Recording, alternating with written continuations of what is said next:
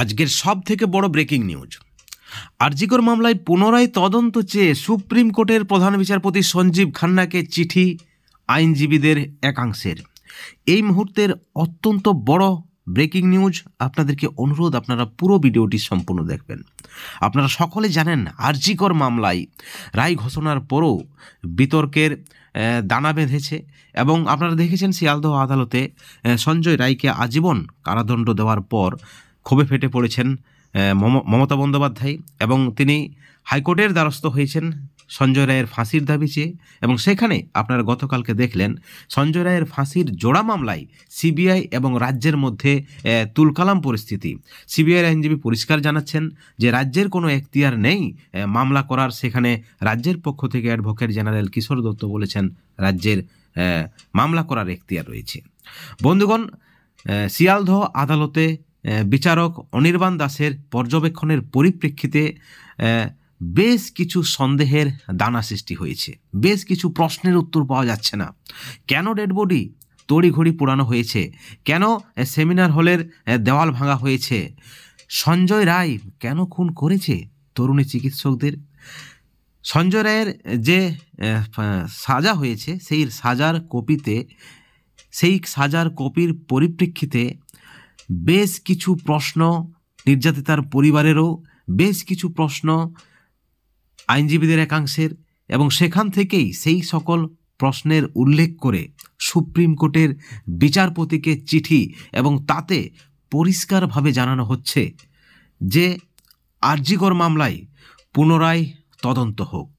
পুলিশের ভূমিকায় প্রশ্ন উঠেছে। আপনারা সকলে জানেন কলকাতা পুলিশ যেভাবে তদন্ত নিয়ে গেছিল এবং তারপরে আরজিকর মামলা গেছে সিবিআইয়ের কাছে, সিবিআই তদন্ত করেছে, কিন্তু সিবিআইও কলকাতা পুলিশের তদন্তের বাইরে তারা যায়নি। অর্থাৎ সিবিআই তদন্তেও প্রশ্ন রয়েছে, ক্ষোভ রয়েছে নির্যাতিতার পরিবারের। আপনারা জানেন সিবিআই সাপ্লিমেন্টারি চার্জশিট দেওয়ার কথা বললেও শেষ পর্যন্ত চার্জশিট কিন্তু এখনও দেয়নি। গতকালকে আদালতে আপনারা সকলেই জানেন নির্যাতিতার পরিবার পরিষ্কার জানিয়েছেন তারা সঞ্জয় রায়ের ফাঁসি চাইছেন না, কিন্তু বেশ কয়েকটি প্রশ্নের উত্তর তারা পেতে চাইছেন। এখনও বেশ কয়েকটি প্রশ্নের উত্তর অধরা, এবং এই লজ্জা শুধু পরিবারের নয়, এই লজ্জা সারা রাজ্যের। আরজিকরের মতো একটি ঐতিহ্যপূর্ণ প্রতিষ্ঠানে যেভাবে একজন সিভিকের কাছে তার মেয়েকে ধর্ষিতা হতে হয়েছে, খুন হতে হয়েছে, তা কিন্তু সারা রাজ্যের, গোটা রাজ্যের লজ্জা, যেমনটা কিন্তু দাবি করা হচ্ছে নির্যাতিতার বাবা মায়ের পক্ষ থেকে। নির্যাতিতার বাবা মা পরিষ্কার জানাচ্ছেন যে তাদের মেয়ে আরজি করে চাকরি পেয়ে অত্যন্ত খুশি হয়েছিলেন, তার স্বপ্ন পূরণ হয়েছিল, যেমনটা কিন্তু জানিয়েছেন তাদের মেয়ে। তারপরে যেভাবে তার মেয়েকে নৃশংসভাবে অমানবিক অত্যাচার করে তার মেয়েকে খুন করা হয়েছে, এবং তারপর তড়িঘড়ি ডেড বডি পোড়ানো থেকে শুরু করে সেমিনার হলের দেওয়াল ভাঙা থেকে শুরু করে কি উদ্দেশ্যে খুন, সেটার উত্তর কিন্তু এখনও পায়নি নির্যাতিতার পরিবার। এবং তারা চাইছেন, এবং শুধু তারা নয়, রাজ্যের মানুষ চাইছেন, আইনজীবীরা চাইছেন এই সকল প্রশ্নের যাতে উত্তর তারা পায়, তার জন্য পুনরায় আরজিকর মামলার তদন্ত হোক। আপনারা জানেন যে সঞ্জয় রায়কে শিয়ালদহ আদালতে, নিম্ন আদালতে ফাঁসির সাজা নয়, তাকে আমৃত্যু কারাদণ্ডে সাজা দিয়েছে। তাতে কিন্তু অনেকেই ক্ষোভ প্রকাশ করেছেন, অনেকেই বলছেন সঞ্জয় রায়ের কঠোর শাস্তি হওয়ার প্রয়োজন ছিল। কিন্তু আবার দাবি উঠছে যে আরজিকর ঘটনা একটি ষড়যন্ত্র, পরিকল্পিত খুন, এর নেপথ্যে বৃহত্তর কোনো কারণ রয়েছে, কাউকে বাঁচানোর চেষ্টা করা হচ্ছে, আসল সত্য প্রকাশ্যে যাতে আসতে না দেওয়া হয় তার জন্য চক্রান্ত করা হয়েছে, ইত্যাদি ইত্যাদি অভিযোগ করা হচ্ছে। নির্যাতিতার পরিবারের পক্ষ থেকেও বিস্ফোরক দাবি করা হয়েছে। আপনারা দেখেছেন বিভিন্ন সময়ে নির্যাতিতার পরিবার সংবাদ মাধ্যমে যা বলেছেন তা কিন্তু অত্যন্ত গুরুত্বপূর্ণ।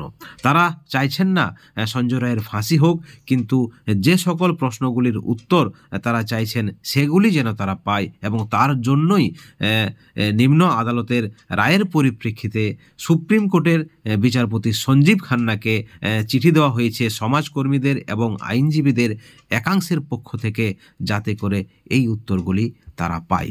বন্ধুগণ, আপনারা কি মনে করছেন আবার আরজিকর মামলার পুনরায় তদন্ত হবে শুরু থেকে, এবং তদন্ত হলেও কি সঠিক তথ্য পাওয়া যাবে?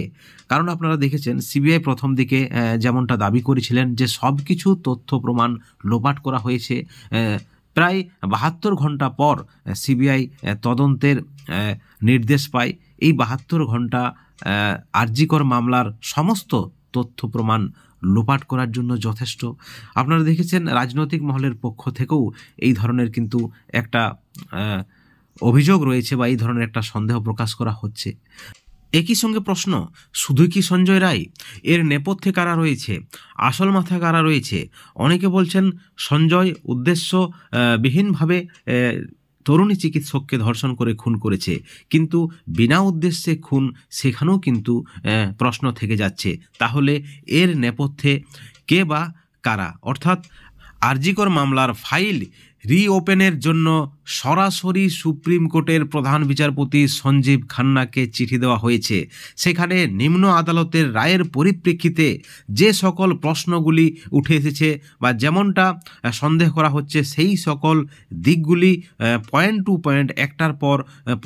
পয়েন্ট একটার পর বিচারপতি সঞ্জীব খান্নার যাতে দৃষ্টিগোচরে আসে তার জন্য পরিষ্কারভাবে বলা হয়েছে, যেমনটা কিন্তু সূত্র মারফত খবর রয়েছে। এখন প্রশ্ন হচ্ছে সুপ্রিম কোর্টের পর্যবেক্ষণ কি? আপনারা সকলে জানেন আরজিকর মামলার শতপ্রণোদিত মামলা সুপ্রিম কোর্টে।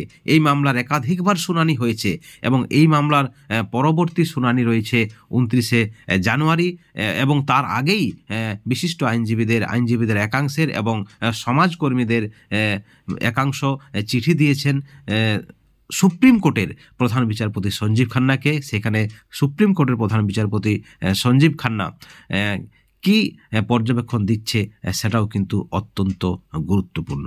আপনারাও কি মনে করেন আরজিকর মামলার পুনরায় তদন্ত হওয়া উচিত? আপনারাও কি মনে করেন আরজিকর মামলায় সিভিক সঞ্জয় রায়কে দোষী সাব্যস্ত করার পর, তার সাজা ঘোষণা হওয়ার পর, আমৃত্যু কারাদণ্ড তার সাজা হয়েছে, আপনারা সকলে জানেন, তারপরও এই ফাইলের রিওপেন হওয়ার দরকার রয়েছে? এই ধরনের ঘটনা কিন্তু ইতিহাসে বিরল। এমতো অবস্থায় কোথাও কি আইনি বাধা রইতে পারে আরজিকর মামলার পুনরায় তদন্তের ক্ষেত্রে? অবশ্যই আপনাদের সুচিন্তিত মতামত আপনারা চ্যানেলের কমেন্ট সেকশনে কমেন্ট করে জানাবেন, এবং এই ধরনের আরও আপডেট পেতে চ্যানেলটিকে সাবস্ক্রাইব করে রাখবেন এবং পরবর্তী আপডেটের জন্য অবশ্যই চ্যানেলে নজর রাখবেন। সবশেষে একটাই কথা বলবো, ভালো থাকবেন, সুস্থ থাকবেন, কিন্তু কোনো ধরনের হিংসা থেকে, দুর্নীতি থেকে দূরে থাকবেন। Thank you so much.